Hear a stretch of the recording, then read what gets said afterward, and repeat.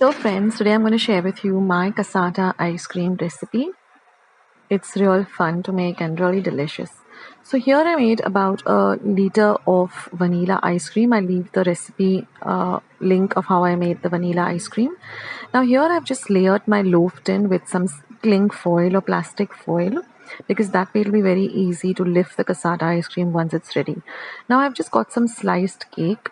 I'll leave a recipe for my vanilla slice cake cake recipe too.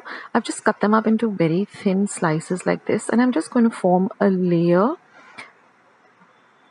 at the bottom, a very thin layer. Cut up the pieces, so that they fit exactly.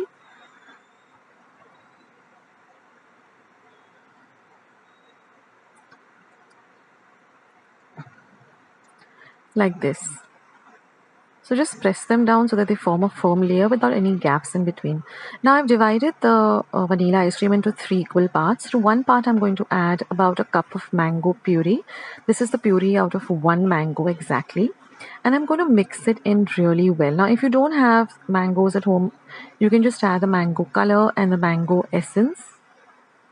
So mix it in well till you get this lovely pale orange or pale yellow kind of color. So now I'm just going to pour this into on top of the cake to about 2 inches of thickness. And then I'm going to freeze this for about at least 2 hours. After that, to the next part, I'm going to add some strawberry essence, and I'm going to add a little bit of pink color. Now ensure that the first layer is completely solidified, and then only add the second layer, otherwise the two colors will mix together. Then again freeze this for about 2 hours, and to the third layer I'm going to add some pista color or light green color along with some pista essence. And when the second layer is solidified, add the third pista layer. And now I'm just going to add a little bit of chopped cashew nuts. And then I'm going to put a cling foil on top of it so that we don't have any ice crystals forming on top. And then you're going to freeze this overnight or for at least minimum of 8 to 10 hours. Don't be in a hurry to demold it, guys. And then once it's ready, just lift up the cling foil. It comes off very easily. And then again, I'm going to put a lot of chopped nuts on top. And just press the nuts on top. You have to work very fast. Otherwise, it will just start to melt. And your cassata is all ready.